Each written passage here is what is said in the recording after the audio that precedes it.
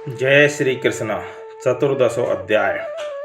श्री भगवान बोले, ज्ञानों में भी अति उत्तम उस परम ज्ञान को मैं फिर कहूँगा, जिसको जानकर सब मुनिजन इस संसार से मुक्त होकर परम सिद्धि को प्राप्त हो गए हैं।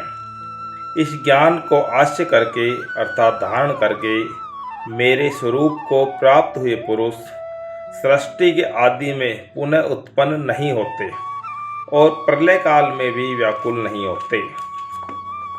हे अर्जुन, मेरी महत्व ब्रह्मरूप मूल प्रकृति संपूर्ण भूतों की योनि है, अर्थात गर्भाधान का स्थान है, और मैं उस योनि में चेतन समुदाय रूप गर्भ को स्थापन करता हूँ। उस जड़ चेतन के संयोग से सब भूतों की उत्पत्ति होती है। हे अर्जुन, नाना प्रकार की सब योनियों में जितनी मूर्तियाँ अर्थात शरीरधारी प्राणी उत्पन्न होते हैं, प्रकृति तो उन सब की गर्भ धारण करने वाली माता है और मैं बीज को स्थापन करने वाला पिता हूँ।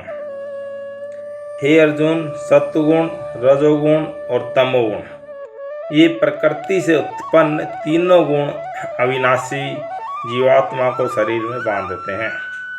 हे निष्पाप, उन तीनों गुणों में सत्वगुण तो निर्मल होने के कारण प्रकाश करने वाला और विकार रहित है। वह सुख के संबंध से और ज्ञान के संबंध से अर्थात उसके अभिमान से बांधता है।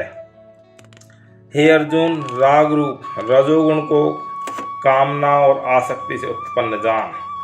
वह इस जीवात्मा को कर्मों के और उनके फल के संबंध में बांधता है। हे अर्जुन, सब देहाभिमानियों को मोहित करने वाले तमोगुण को तो अज्ञान से उत्पन्न जान। वह इस जीवात्मा को प्रसाद, प्रमाद, आलस और निंद्रा के द्वारा बांधता है। हे अर्जुन, सत्वगुण सुख में लगाता है और रजोगुण कर्म में तथा तमोगुण तो ज्ञान को ढककर प्रमाद में ही लगाता है।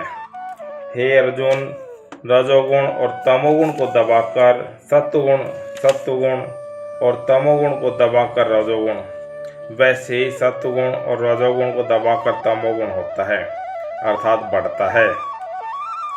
जिस समय इस देह में तथा अंतःकरण और इंद्रियों में चेतनता और विवेक शक्ति उत्पन्न होती है, उस समय ऐसा जानना चाहिए कि सत्वगुण बढ़ा है।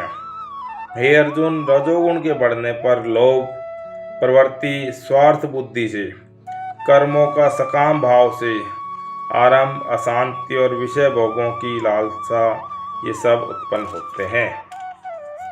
हे अर्जुन, तमोगुण के बढ़ने पर अंतःकरण और इंद्रियों में अप्रकाश, कर्तव्य कर्मों में अप्रकृति और प्रमाद अर्थात व्यर्थ चेष्टा और निंद्रादि अंतःकरण की मोहिनी वृत्तियाँ ये सभी उत्पन्न होते हैं।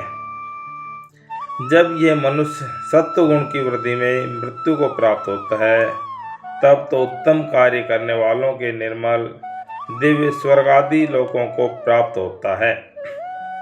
रजोगुण के बढ़ने पर मृत्यु को प्राप्त होकर कर्मों की आसक्ति वाले मनुष्य में उत्पन्न होता है तथा तमोगुण के बढ़ने पर मरा हुआ मनुष्य कीट, पशु आदि मूढ़ योनियों में उत्पन्न होता है।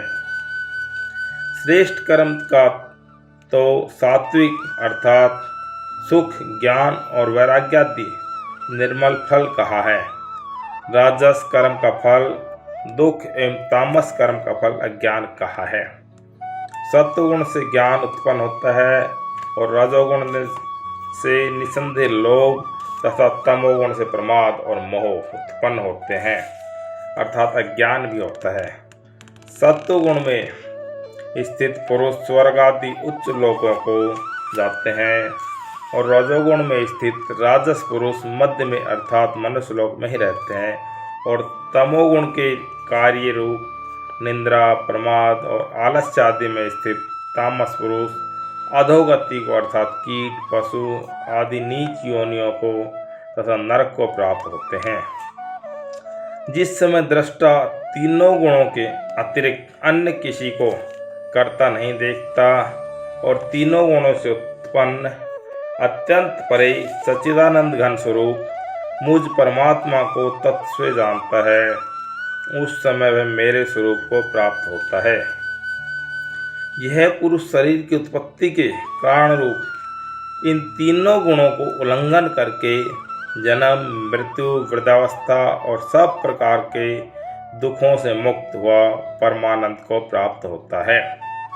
अर्जुन बोले, इन तीनों गुणों से अतीत पुरुष किन किन लक्षणों से युक्त होता है और किस प्रकार के आचरणों वाला होता है तथा हे प्रभु, मनुष्य किस उपाय से इन तीनों गुणों से अतीत होता है। श्री भगवान बोले, हे अर्जुन, जो पुरुष सत्व गुण के कार्य रूप प्रकाश को और रजोगुण के कार्य रूप प्रवृत्ति को तथा तमोगुण के कार्य रूप मोह को भी न तो प्रवृत्त होने पर उनसे द्वेष करता है और न निवृत्त होने पर उनकी आकांक्षा करता है, जो साक्षी के सदृश स्थित हुआ गुणों के द्वारा विचलित नहीं किया जा सकता और गुण ही गुणों में बरतते हैं, ऐसा समझता हुआ जो सच्चिदानंद घन परमात्मा में एक ही भाव से स्थित रहता है एवं उस स्थिति से कभी विचलित नहीं होता है, जो निरंतर आत्मभाव में स्थित दुख सुख को समान समझने वाला, मिट्टी, पत्थर और स्वर्ण में समान भाव वाला, ज्ञानी प्रिय अप्रिया को एक सा मानने वाला और अपनी निंदा स्तुति में भी समान भाव वाला है, जो मान और अपमान में सम है, मित्र और वैर के पक्ष में भी सम है एवं संपूर्ण आरंभों में कर्तापन के अभिमान से रहित है, वह पुरुष गुणातीत कहा जाता है। और जो पुरुष अव्यभिचारी भक्ति योग के द्वारा मुझको निरंतर भजता है, वह भी इन तीनों गुणों को भली भांति लांघकर सच्चिदानंद घन ब्रह्म को प्राप्त होने के लिए योग्य बन जाता है, क्योंकि उस अविनाशी पर ब्रह्म का और अमृत का तथा नित्य धर्म का और अखंड एक रस आनंद का आश्रय मैं हूँ। 14वां अध्याय समाप्त। बोलो श्री कृष्ण भगवान की जय।